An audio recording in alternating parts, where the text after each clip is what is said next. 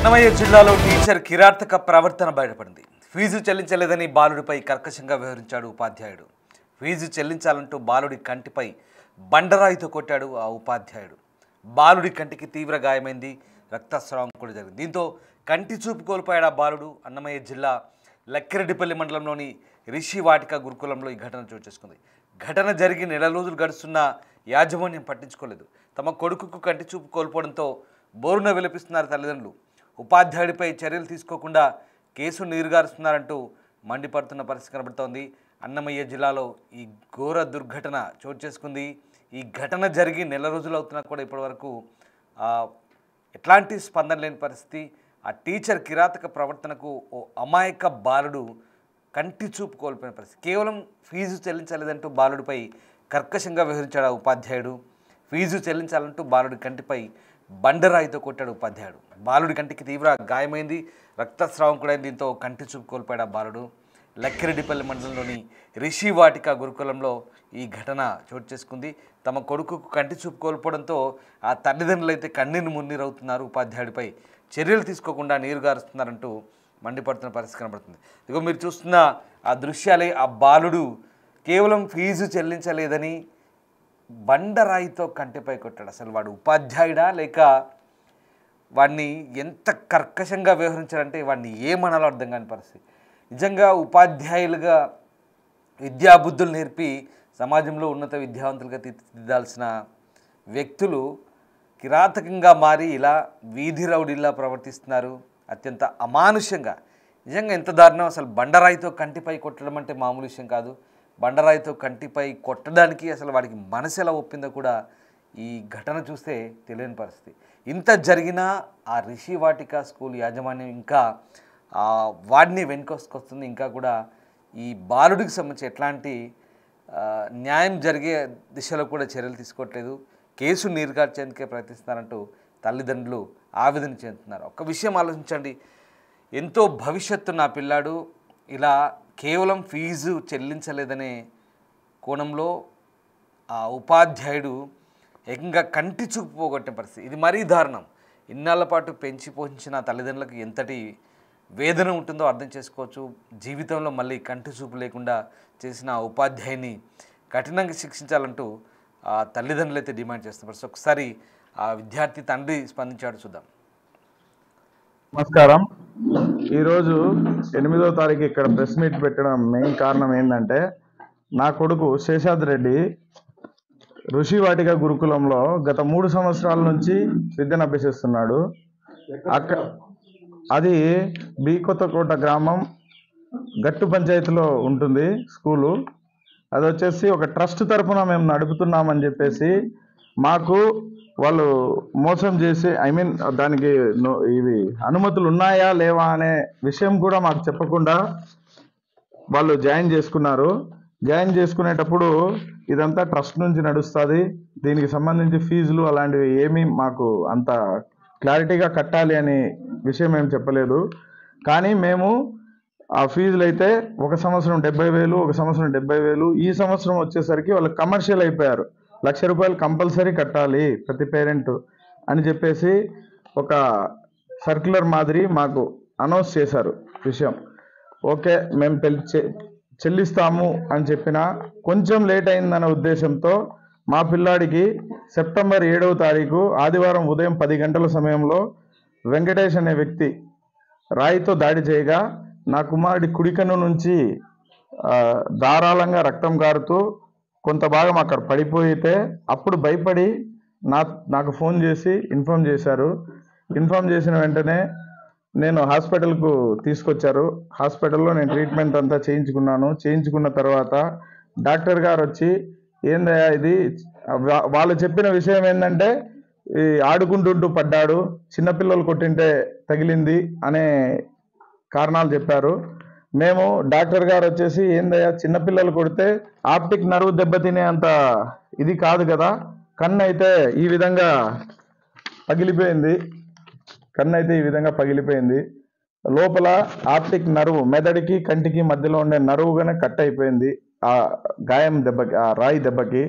So ఇంత పెద్ద దెబ్బని చిన్నవాడు కొట్టే సమస్య లేదు అని చెప్పి ఒక డాక్టర్ గారు చెప్పడంతో నేను ఏమైంది అని చెప్పి నా బిడ్డని అడిగితే నా బిడ్డ 9వ తారీఖు వరకు నాకు ఏ విషయం చెప్పలేదు. 9వ తారీఖు ఇంకా ఆ స్కూల్ వద్దు ఏమొద్దు, నువ్వు రా నాన్న ఇంటి దగ్గర ఉండు అన్న ఆ తరుణంలో నా బాబు చెప్పాడు, నన్ను వెంకటేశన్ కొట్టాడు, ఏమైనా చెప్తే నన్ను చంపేస్తాను స్కూల్లోకి వచ్చిన తర్వాత మీ మీదగానే దాడి చేస్తాను అనే ఉద్దేశంతో చెప్పాడు నాన్న అని చెప్పి నాకు నా బాబు 9వ తారీఖు డిశ్చార్జ్ అయిపోయిన తర్వాత చెప్పాడు. ఇంకా దాని తర్వాత నేను 10వ తారీఖు వెళ్ళి వాళ్ళని అడగ్గా వాళ్ళు ఏం చెప్తున్నారు, మీకెందుకు చెప్పాలరా, మీరు ఎవర్రా అనే విధంగా వాళ్ళు క్వశ్చన్ చేస్తున్నారు. సరే ఏం జరిగింది అంటే, మేము చెప్పము, మేము స్కూల్కి సెలవు ఇచ్చేస్తాం అంటే, ఎప్పుడూ సెలవులు ఇవ్వని స్కూల్కి 320 రోజులు వాళ్ళ దగ్గర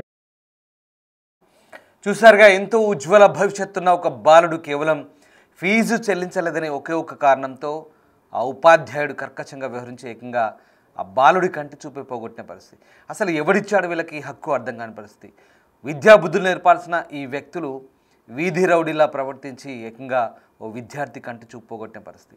భౌతిక దాడులు చేస్తున్నారు. విద్యార్థుల్ని చిన్నగా మందలించాల్సింది పోయి, లేదా ఫీజు కట్టకుంటే తల్లిదండ్రులతో మాట్లాడాల్సింది పోయి పూర్తిగా దాడులకు దిగుతూ ఇలా కంటి చూపులు పోగొడుతున్నారు. ఎంతో ఉజ్వల భవిష్యత్తున్న ఆ విద్యార్థిని భవిష్యత్తును అంధకారంగా మార్చేశాడు. అతని కంటి చూపు తీసేయడం ద్వారా పూర్తిగా అతన్ని అంధునిగా మార్చి నేరస్తుడిగా తయారయ్యాడు ఆ ఉపాధ్యాయుడు. ఈ ఉపాధ్యాయుని కఠినంగా శిక్షించాలంటూ తల్లిదండ్రులు కూడా కోరుతున్న పరిస్థితి. అసలు ఈ హక్కు వీళ్ళకి ఎవరిచ్చారంటూ కూడా వాళ్ళు ప్రశ్నిస్తున్న పరిస్థితి. లక్కిరెడ్డిపల్లిలో ఈ ఘటన చోటు చేసుకుంది. కేవలం ఫీజు చెల్లించలేదని అత్యంత కర్కశంగా బండరాయితో కొట్టాడు ఆ ఉపాధ్యాయుడు. దీంతో ఆ బాలుడి కంటు చూపే కోల్పోయిన పరిస్థితి. అన్నమయ్య జిల్లాలోని లక్కిరెడ్డిపల్లి రిషి వాటిక గురుకులంలో ఈ ఘటన చోటు చేసుకుంది. రైట్, మా ప్రతినిధి శివ జాయిన్ అవుతున్నారు. శివ, ఇది చాలా దారుణమైన ఘటన.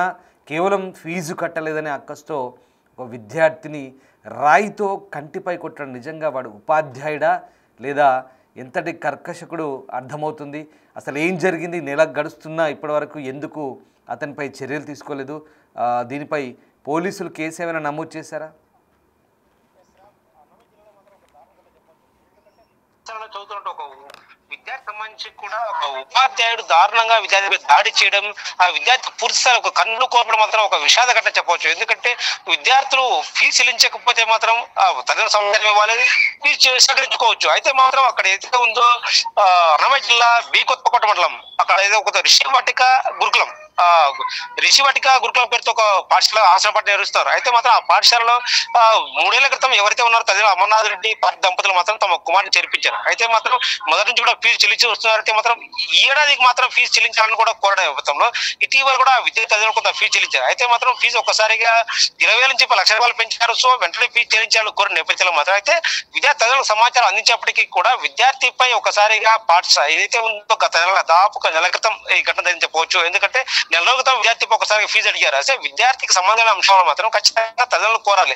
అయినప్పటికీ కూడా సాయంత్రం పాఠశాల ఆవరణంలో ఆ గ్రౌండ్ లో ఆడుకుంటే విద్యార్థిపై ఫీజు అడగడం, ఆ విద్యార్థి తల్లిదండ్రులు అడగాలని సూచించే నేపథ్యంలో మాత్రం విద్యార్థిని ఒకసారిగా ఎవరైతే ఉన్నారో ఉపాధ్యాయుడు వెంకటేష్ ఒకసారిగా ఒక బండ దాడి చేసిన నేపథ్యంలో మాత్రం విద్యార్థికి పూర్తి స్థాయిలో ఒక కన్ను పూర్తి కోల్పోయింది. ఆ కన్ను కనీసం రికవరీ అయ్యే పరిస్థితి కూడా లేదు. అయినప్పటికీ కూడా ఈ ఘటనపై మాత్రం పోలీసులు ఇప్పటివరకు కేసు నమోదు చేయడం ఒక విషాద ఘటన చెప్పవచ్చు. ఎందుకంటే ఒక పాఠశాలలో విద్యార్థులకు సంబంధించి ఏదైతే ఫీజులు ఉంటాయి వాటికి కూడా కేవలం తల్లిదండ్రులు సమాచరించాలి. వాళ్ళ ఫీజులు కేవలం వాళ్ళతోనే మాట్లాడాలి. అయినప్పటికీ కూడా ఒక చిన్న విద్యార్థి దాపు ఒక 3వ తరగతి చదువున్న విద్యార్థి మాత్రం ఒక ఫీజు విషయంలో మాత్రం విద్యార్థిపై దాడి చేయడానికి మాత్రం ఇప్పటి వరకు అసలు ప్రజా సంఘాలు కావచ్చు, విద్యార్థి సంఘాలు కూడా స్పందించి కూడా ఒక దారుణ ఘటన చెప్పవచ్చు. ఎందుకంటే ఆ విద్యార్థి కన్ను ఇప్పుడు పూర్తి కోల్పోయాడు. ఆ విద్యార్థి భవిష్యత్తు కూడా ఒక ఆందోళన వ్యక్తం అవుతుంది. అయితే ఈ నేపథ్యంలో తల్లిదండ్రులు చాలా ఆందోళన వ్యక్తం చేస్తున్నారు. కుమారుడికి ఎవరైతే పాఠశాల నాన్ టీచింగ్ స్టాఫ్ ఉన్నారో వెంకటేష్ దాడి చేసి పూర్తిస్థాయి కన్ను పోగొట్టాడు. అయినాగా గత నెల రోజులుగా మేము పోరాడుతున్నాం. ఇప్పటి వరకు కూడా కనీసం పోలీసులు కేసు నమోదు చేయకపోయి మాత్రం ఆందోళన వ్యక్తం చేశారు. ఇటీవల కూడా ఈ ఘటనపై కేసు నమోదు చేయాలి, మా కుమారుడికి న్యాయం చేయాలంటూ కోరినప్పటికీ కూడా ఇప్పటి వరకు ఎలాంటి స్పందన లేకపోవడం మాత్రం కాస్త ఆందోళన వ్యక్తం అయితే కనిపిస్తోంది. Ram. Right, yes sir, thank you Shiva. So మొత్తం మీద చాలా దారుణమైన ఘటన ఇది. ఫీజు కట్టకపోతే తల్లిదండ్రులతో మాట్లాడాలి, లేదా తల్లిదండ్రులతో విచారించి ఫీజు గురించి వాకప్ చేయాలి తప్ప మరీ దారుణంగా అసలు ఎందుకు రాయితో కొట్టాల్సి వచ్చింది? కనీసం కర్రతోనో చేతులపైనో కాళ్ళపైనో కొడతారు, లేదా క్లాసు మాన్పించి ఇంటికి పంపిస్తారు లేదా ఇతరత్ర చర్యలు ఉంటాయి. కనీసం మేనేజ్మెంట్ ఈ విషయంలో ఎందుకు ఇంత దారుణంగా వ్యవహరించిందో ఇంకా ఇప్పటికీ అర్థం కాని పరిస్థితి. ఏకంగా ఒక రాయితో కన్నుపై కొట్టడం ఏంటి? అసలు వాడు మనిషేనా, ఉపాధ్యాయుడా, లేదా ఏమనాలి? ఇంత దారుణంగా ఒక విద్యార్థి కంటి చూపుపోయేంత దారుణంగా ఏం తప్పు చేశాడని ఎందుకంత కసి, ఎందుకంత అక్కసు అర్థం కాని పరిస్థితి. ఫీజు కట్టకపోతే తల్లిదండ్రులతో మాట్లాడాలి. ఫీజు కట్టకపోతే ఆ స్కూల్ యాజమాన్యం అవసరమైతే నువ్వు స్కూల్కి రావద్దని చెప్పాలి, నీ పేరెంట్స్ని తీసుకొని రా అప్పుడు మాట్లాడతామని చెప్పాలి, లేదా పేరెంట్స్తో మాట్లాడి లేదా క్లాస్ బయటికి పంపించాలి, లేదా అటు నుంచి ఇంటికి పంపించాలి, లేదా బాబు నువ్వు ఫీజు కట్టట్లేదు చాలా రోజులు అవుతుంది, నువ్వు ఇంటికి వెళ్ళిపో, నువ్వు రావాల్సిన అవసరం లేదని చెప్పాల్సింది. కానీ అంత దారుణంగా ఓ రాయి తీసుకొచ్చి కంటిపై ఎంత కసిగా కిరాతకంగా కొట్టాల్సిన అవసరం ఏంది? బాలుని కంటి చూపోగొట్టాల్సిన అవసరం అసలు ఎవడిచ్చాడు వీళ్ళకి హక్కు? అర్థం కాని పరిస్థితి. అందుకే గతంలో కూడా చాలా జరిగాయి. ఒక అతను ఏకంగా చెయ్యి విరగ్గొట్టాడు. గతంలో వేరే జిల్లాలో జరిగింది ఘటన. స్కానింగ్ చేస్తే చెయ్యి విరిగిపోయింది. అసలు వీళ్ళు వెల్ ట్రైన్డ్ టీచర్స్ని తీసుకోవట్లేదు, కనీసం సత్ప్రవర్తన తెలియదు, ఏదో వీళ్ళకి లైసెన్స్డ్ గుండల్లాగా వ్యవహరిస్తున్నారు స్కూళ్ళలో. చాలా దారుణం. కంటి చూపు పోగొట్టాడంటే వీడిని ఏమనాలో అర్థం కాని పరిస్థితి. వాడి భవిష్యత్తు మొత్తాన్ని అంధకారం చేశాడు. ఆ పిల్లోడికి కంటి చూపు లేకుండా చేశాడంటే ఎంతటి పాపమో ఎంతటి నేరమో ఒక్కసారి ఆలోచిస్తే అర్థమవుతుంది. ఇలాంటి పనికి మాలిన వాళ్ళని చీప్గా వస్తున్నారని స్కూళ్ళల్లో టీచర్లుగా పెట్టుకుంటే ఇదిగో ఇలాగే వీధి రౌడీల్లా గుండల్లా ప్రవర్తిస్తారు. అసలు ఎవడిచ్చాడు వీళ్ళకి హక్కు అర్థం కాని పరిస్థితి. జిల్లా విద్యాశాఖ అధికారులు ఏం చేస్తున్నారో ఇంకా అర్థం కాని పరిస్థితి. ఇంత జరుగుతున్న నెల గడుస్తున్న విద్యాశాఖ అధికారులు స్పందించాల్సిన అవసరం ఉంది. పోలీసులు కూడా దీనిపై కఠిన చర్యలు తీసుకోవాల్సిన అవసరం ఉంది. ఆ సదరు ఉపాధ్యాయుని ఖచ్చితంగా కఠిన చర్యలు తీసుకుంటేనే దీనికి న్యాయం జరిగే అవకాశం కనిపిస్తుంది. మళ్ళీ ఎవరు ఇలాంటి ఘటనలకు పాల్పడకుండా చాలా గట్టిగా వ్యవహరించాల్సిన అవసరాన్ని ఇక్కడ మనకు కనబడుతోంది. మొత్తం మీద ఈ ఘటనపై ప్రస్తుతానికైతే తల్లిదండ్రులు లబోదీపమంటున్నారు. ఇప్పటికి నెల గడుస్తున్న యాజమాన్యం స్పందించడంపై వాళ్ళంతా కూడా ఆవేదన చెందుతున్నారు.